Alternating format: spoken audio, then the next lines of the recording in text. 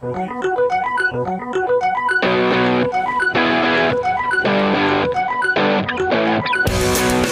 Head Coach Isaac Collins Show. Here's Dan Flickinger and Seton Hill head coach Isaac Collins. Griffin's Game Day continues live on the Westmoreland Sports Network as we're in week 6 of the college football season. It's Seton Hill and IUP coming up. Also coming up, our Griffin's Player Spotlight with wide receiver F.J. Williams. That's on the way. But right now it is time for the head coach Isaac Collins Show. And Coach, as we always do, let's go back to last week.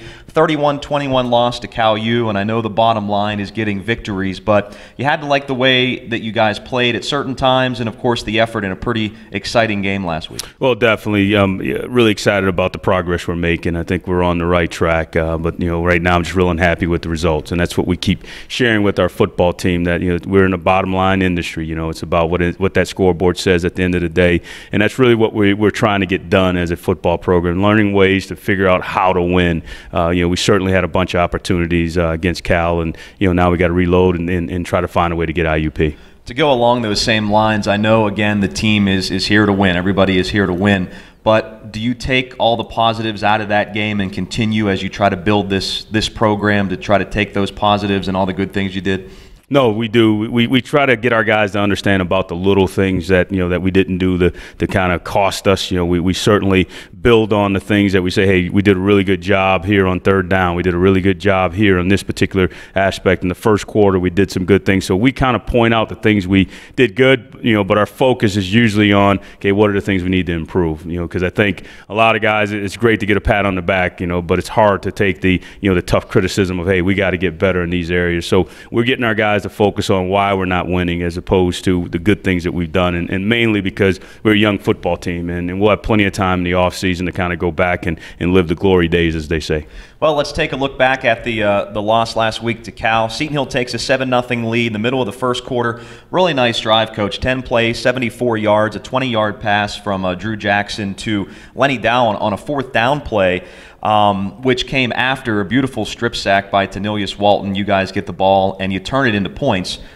2 times that you did it against Cal last week, which I'm sure was nice to see, being able to grab a turnover and turn it into points. But talk about the sack by Tanilius, the fumble, and then the drive you put together, and then the touchdown pass. Well, we obviously talked, about before the game about the injuries, being able to put us in a situation where we're going to have to put some different guys on the field, and Walt happened to be one of those different guys. So I was very pleased with his effort and how hard he came, and that's something that we hadn't done a lot with him, but certainly we're going to look forward to trying to do more with it, because he certainly excelled in that role of pressuring the quarterback and either making him step up so someone else can get the sack, or in that case getting a sack fumble. And talk about the touchdown. Then it led to that nice drive that you guys put together, and Drew on a fourth down play hits a 20-yard pass to Lenny Dow. Well, those are the type of plays you got to make in the big games, and we talk about it all the time. From our perspective, offensively, we've done a good job of hitting the big plays, but that was kind of a critical one. It was fourth down. We need to make a play. Lenny ran a great route, and Drew put the ball right where it needed to be. So to jump out like that way certainly got the sidelines excited. One of the things that I'm sure you did not like to see was the ensuing kickoff, which Cal really got good field position after. Seton Hill goes up 7-0. Cal returns the ensuing kickoff to your 40-yard line. 6 plays later, it's 7-7, and it would remain 7-7 after the first quarter, Coach. But, again, kind of giving the momentum right back to them. They get set up with good field position, and they score. And that's been a problem. It's been an issue, really since I've gotten here. We've done some good things, and then all of a sudden we immediately turn around, just going back to last year, Shippensburg. So from our perspective, we got to continue to try and build on that and put ourselves in a situation where we get a great cover, we stop them, we pin them deep, force them to punt or get another turnover, and then get our offense to back and try to build some scores and be out in front for a change. And I don't think we've been able to do that. Again, it's 7-7 after the first quarter. The Vulcans would add another touchdown early in the second quarter plus a field goal. So it's 17-7 Cal U at halftime. Offense not really able to do a whole lot in that stretch, Coach. Just kind of talk about that stretch for your team. Well, we felt like, going into the game that, if we didn't have a run game at all, that it was going to come down to us being able to execute our quick game, and we didn't do a really good job of that in the first half. After that first drive, we really kind of stalled a little bit, had a couple drops, had a couple misfires. So again, it goes back to, what we're always talking about. The run game kind of bails you out a little bit. It keeps you on track with the sticks. When you're making some mistakes or you're getting some penalties, those things will derail you very, very quickly. So we really wanted to, get to halftime and get in the locker room, regroup, figure out what we're doing offensively that's holding us back, and then figure out defensively what we can do to try and hold a really good team. Well, after Cal's field goal, you guys got the ball back with a minute left and all 3 timeouts. You hit a couple of run plays and actually got down to the Cal 49-yard line. But instead of maybe running a few more plays, you just ran the clock down to a half second left. You try a Hail Mary, and Drew ends up getting sacked there. I know we talked about it on the broadcast, but take us through what the coaching staff's thinking was there of kind of letting the clock run down when you guys looked like you had a little bit of time there. Well, we've really felt like, the previous 2 drives kind of put us in the hole. We had a fumble, we had a 3-and-out, so we did not want to be in a situation where we're giving them the ball back, with timeouts and giving them a short field or having to punt to their dynamic returners. So our thought process was, let's just run the clock out. If we pop something, we can get close to midfield, we'll take a shot with 1 second left to just throw a Hail Mary, let the ball bounce around, let our 6'4" receivers go up and try to make something happen. And that was really our thought process. And when we got to where we needed to, I kind of brought the referee over and said, hey, we're going to take a timeout with 1 second left. We're going to take one play, so hopefully nothing bad happens. And lo and behold, my concern was correct because Drew fumbles, and now luckily we're able to pile on the guy that jumped on the ball, but that could have been disastrous, and that's what we were trying to avoid. Theoretically, Coach, do you maybe have a different thought process there with a veteran team? I mean, does it still have to do with, again, the young guys that might be a little bit prone to mistakes? I know, again, it's theoretical. It's tough to say sometimes depending on how the game's going. Oh, absolutely. I mean, going back to the Widener days when we had an experienced offense, if there was 4 seconds on, we would try to score. But, we're trying to do a better job of managing the game, and that's what we've been talking to the offensive coaches about, and talking to the defensive coaches and special teams about. If we can just manage the game, our day's going to come where we'll be talented enough to kind of run the offense we want, run the defense we want, and do the things on special teams. But right now, it's about teaching these guys the fundamentals and how to win and doing a better job of managing it. And at that situation in the game, I did not want to be a 24-7 game at halftime, because now I think the momentum would certainly be on their side, and it's a little bit more difficult to come back from that. Again, Cal leads 17-7 at halftime. We move to the third quarter, and another sack and fumble, this time from Chase Parker. Jamarius Richardson recovered the first one. He recovers another one, Coach. Johnny on the spot, as we like to say. And the offense turns it into points. You guys march 45 yards. Wow, that'd be a heck of a long drive, 45 plays. 45 yards on 13 plays, and Khalil Howard caps it off with a 1-yard run at 17-14. Again, you guys brought so much pressure on their quarterback, Harris, all game long, and early in the third quarter, it resulted in a fumble, and again, you guys turned it into points. Well, we definitely tried to pick our spots to come after them. We were pretty fortunate to get them in some 3rd and longs, and I thought defensively did a pretty good job most of the day on 3rd down. Got to get a little bit better on 4th down because they were able to get a couple first downs on 4th down. But when you can get teams in 3rd and long, the quarterback has to hang on to the ball a little bit longer. When it's short, or when they're on track on 1st and 2nd down, what they can do now is they can throw the quick game, and now all of a sudden your pressures are not that as effective. So we felt real good going in the game that if we could find a way to get him in the 3rd and long, we felt like we could come with some pressure and maybe get in his face a little bit and hopefully create some turnovers like we did. This looked to be a real critical part of the game when Cal got the ball on their ensuing drive after you guys made it 17-14. They go 4 and out. They went forward on 4th down and 1 from their own 32-yard line, and you guys made a terrific stand, a quarterback sneak. You knocked Harris back. You guys get the ball back. Were you surprised that they went forward at their own 32? And talk about the stand. Well, I think just, you never like to get in the head of what a head coach is thinking, but I'm probably, if I'm on his sideline, I'm thinking the same thing. We got some momentum. We've just gotten a turnover. The quickest way to, hopefully, get us out of the box is to get another first down, hang on to the football, give your defense a rest, and not put them in a situation where they got to go back out and defend. So I think in their minds, they probably felt pretty confident that they could get it. Our kids just did a great job of stepping up at a critical moment and knocking the pile back, and we were able to get a big stop there. You guys get the ball in great field position, and again, we thought that this was just going to be a real critical juncture of the game, the stop, and then you get the ball back with great field position, but unfortunately, you went 4 and out. How big of a moment do you think it was in the game? Again, you guys had a lot of momentum. You got the touchdown. You got the big stand, crowd on your side at home. You got the good field position, and unfortunately, the offense couldn't put anything in the end zone. Well, I think anytime you're trying to, develop a winner, trying to develop an organization that can have success, there's what they call defining moments, and we break it down in the game. That was one of the defining moments. We needed to capitalize there. We had, and you and I have talked about this, how we just haven't been the complete team. Offense does something good, defense lets something up. Defense does something good, special teams has a breakdown. Well, here was an opportunity.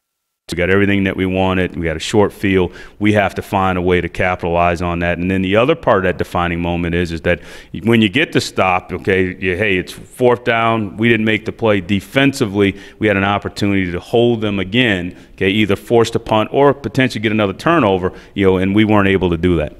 Before we get to before we move on here, I did want to ask you, before that 4th down play, in which you guys obviously didn't get. But before that 4th down play, Casey Smith had to, after the 3rd down play, come out of the game because he had blood showing.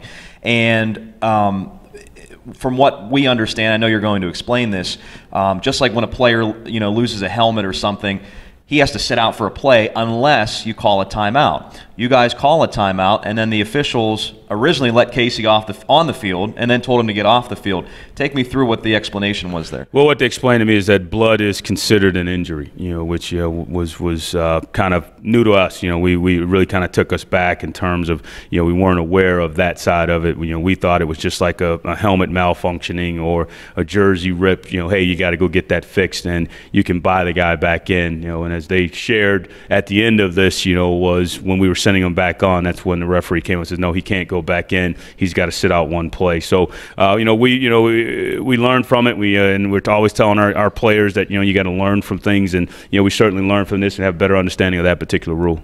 Still 17-14 as we head into the 4th quarter. Cal up by 3. Defense steps up, and you guys get the ball back, and you drive down to the Cal 19-yard line.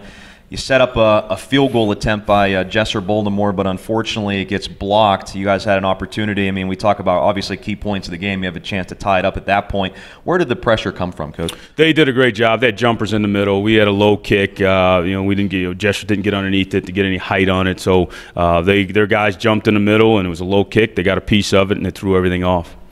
After that, the defense holds, but the offense punts, and Cal eventually drives down to your 29-yard line and ends up converting. I guess you can call it, I know we keep talking about pivotal points of the game, but I guess you could maybe call it the play of the game, a 28-yard pass play on 4th down and 6. Next play, they take in a 1-yard run to make it 24-14 and really take control of the game. I guess, again, we look at key plays of the game. That certainly was one. It was. We had an opportunity. We actually had a pressure on our edge guy that was supposed to get the quarterback pulled up, got cut. He was able to press the edge. The receiver did a great job of running away from our DB. And, when you look at that thing on film, man, that quarterback put the ball the only place it could have been. I mean, he dropped it really in the bucket. Did. So, that's what we're working towards. We want to be able to make those types of plays in critical situations, because I do believe that if that goes short or he's out of bounds or we're able to get him pulled up and get a sack, the momentum is still with us. That really kind of broke our back a little bit. Falcons end up scoring again. It's 31-14, and then before the end of the game, Seton Hill would score, put a nice drive together with Khalil Howard getting his second rushing touchdown of the game. Let's talk about this game a little bit more, Coach. Terrific job with having 4 starters out defensively, with Tyler Zimmer, Josh Valatovich, Jeremy Dixon. And you guys did a terrific job with Titus Morris, Chase Parker stepping up, Ricardo Housen, Arthur Sapdong, Tenilius Walton. I'm sure there was many more that I'm missing, especially after looking at film. Those guys really stepped up, didn't they? They did. I mean, we talked about it on Thursday. We talked about it on Friday. And, our guys, really kind of took the message. We say, his next man is up. We can't. One of the things I did is I had on Friday night before the game, I had the guys that were injured, the injured starters, just just kind of stand up and address the team with, what they were feeling and what they would give to be able to play on Saturday. And those guys knocked it out the ballpark. Probably the best, motivational speech you could give. So just, it sent chills, and I think the guys responded. I think they understood that, we're still, a good football team, and we need to make sure that if someone's injured, next guy's got to step up. He's got to execute. He's got to play the position, and was very, very pleased with the effort and what they put into it. Unfortunately, we came up a little bit short. Talking with Coach Isaac Collins about the loss to Cal U last week. We'll get into IUP in a moment. A couple of records were set against Cal. One of them was attempts in a game by a quarterback. Talking about Seton Hill records, that is. Drew threw 77 times.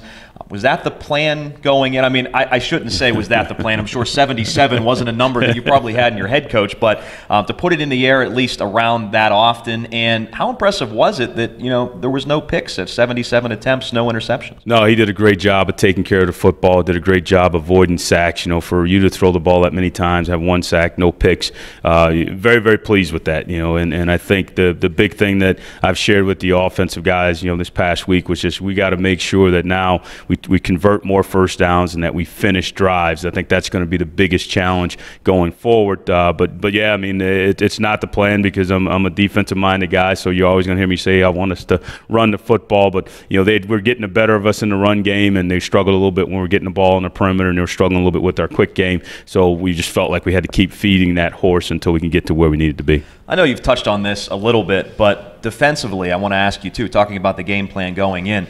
Was the game plan to put that much pressure and bring those, many blitzes, have Tanilius up there from the safety position coming, or was it just a case of where it was really effective early and you guys just continued to do it? Well, we definitely talked about bringing pressure in third and long situations and trying to change up our down and distance count when we were bringing the pressure.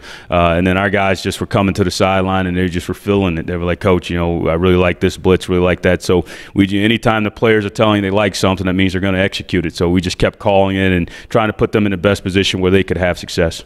An interview coming up with F.J. Williams and our Griffins Player Spotlight here this afternoon, but F.J. had a terrific game against Cal, 15 catches, also set a new single game mark for Seton Hill as far as catches per game. And I know a lot of guys, including the coaching staff, was very excited when you recruited FJ as a junior transfer, but really seems like he is capable of doing a lot here at Seton Hill. He really is. We're excited that he's only a junior, that we got next year with him as well, and I think he's growing each game. He's an emotional guy. He wears his emotions on his sleeve. He's a hard worker, so I couldn't have been happier for him after that game. I know he was extremely disappointed. We had a moment afterwards where we kind of embraced, and he just kind of broke down in my arms, and just he wants to find a way to help Seton Hill football be successful. And I think he looks at himself and is very critical of the things that he needs to do to get better. And he's looking at our football team and saying, hey, let's get this thing going. So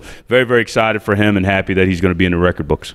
Coach, after last season, the fact that you're among the leaders in the PSAC in sacks allowed is just tremendous, especially with now Darius Joe Carzada, unfortunately no longer here. Hopefully he'll be back next year. Had to leave for personal reasons. You're starting left tackle. Luke Milsick slides in there, and I know he struggled a little bit against Slippery Rock, but you mentioned 77 pass attempts and you gave up just one sack last week against Cal U. Talk about how the offensive line is doing, and I'm sure some of that is on Drew as well, getting the ball quickly and stepping away from defenders too. Well, I think it's a combination of players and coaches. I think Coach Eager's done a great job with the offensive line. I think Coach Hop has done a great job with the quarterbacks. I think Coach Massetti's done a great job with the running backs, because what you don't see behind the scenes is that there's a lot of pieces that are moving there, and I think those guys are understanding, one, about getting rid of the football. We got to get it out of our hand, and two, we got to buy them some time. So I think that's been really exciting, watching that kind of come together, and the fact, as you alluded to, that we don't have the same starting lineup, that there's different guys,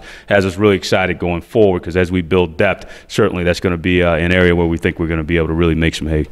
First half last week, a number of offensive pass interference penalties called, which I thought was a little bit, I'm not saying they weren't warranted, but a little bit strange, because it's not as if you guys have had issues with that or anything throughout the season, but I think there were 3 called or something like that in the first half. Can you kind of explain where those came from, Coach? Well, I'll put my coaching hat on there. That's called the other opponent getting to the referee before the game and making a complaint, so they look for it.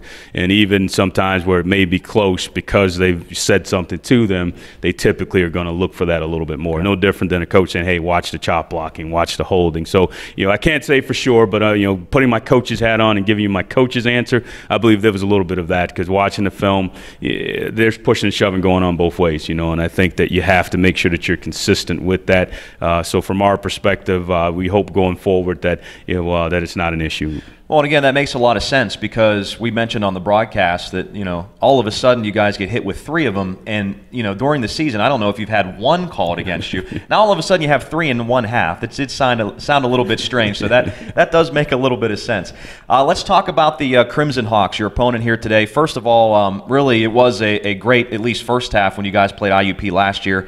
At Offutt Field. A terrific game. IUP was ranked 8th in the country at that point. And I'm sure if you guys felt that, didn't have the injuries, the youth, and actually had, a healthy quarterback, that maybe you win that game last year against IUP. But talk about going there on homecoming, a hot-style atmosphere. I know going there, their homecoming is pretty crazy up there, so I'm sure the guys will be fired up. But, talk about playing in a hostile atmosphere as you did, at Slippery Rock on their homecoming. Always certainly got to be prepared with a young team. Well, we tell our guys very few times in life do you get to repeat something. I think it's going to be very similar to what they experienced at Slippery Rock. I think it's going to be a tremendous crowd playing against another tremendous football team. You're looking for that signature win, and we're telling our guys that if we can continue to get better, it's going to come. And this is another opportunity to play against a very good football team and to get a win that brings some credibility to our program. And that's really what we're looking for at this point.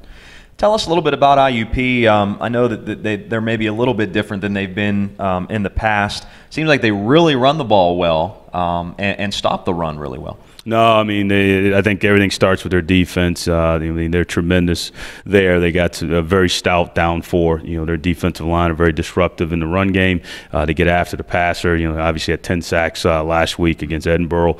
Their secondary is a little bit young, so I think there's some concerns there for them just because they got some freshmen playing. But when you get to the midway point in the season, you're no longer a freshman. So I think that they've shown on defense they're getting better each and every week. Offensively, I think it's been a little bit of what we've experienced, just kind of shooting themselves in the foot. I mean, they've moved the football on pretty much everyone, but turnovers and penalties have kind of hurt them. So we're hoping that they don't figure that part out defensively today. Yeah, they can get it next week.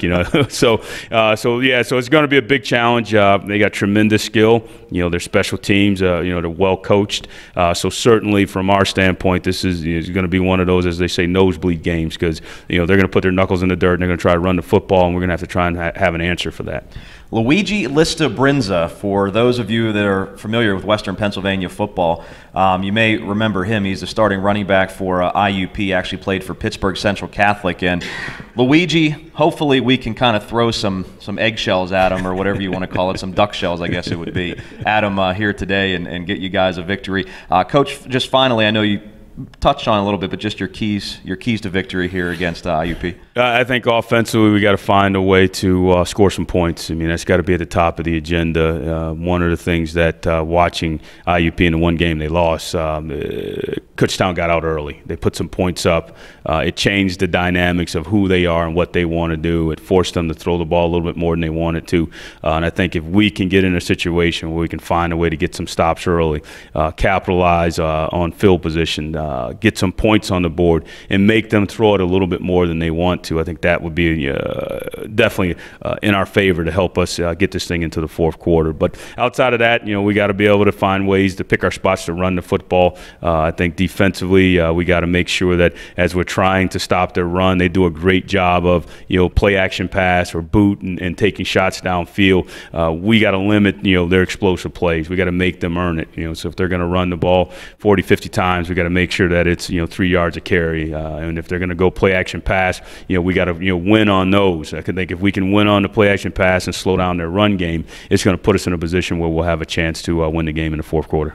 Coach, I appreciate the time as always. Sorry for the awful Mario Brothers joke, and we'll look past that. Absolutely. Thank you. Good luck. That's head coach Isaac Collins talking about the loss to Cal U last week, giving us a little bit of a preview of today's game between Seton Hill and IUP. Speaking of a preview, we will continue on Griffin's game days. We have our Griffin's Player Spotlight, which is on F.J. Williams, who had a terrific game last week against Cal U. We continue live. Our interview with F.J. Williams is on the way, counting you down to Seton Hill and IUP here live on the Westmoreland Sports Network.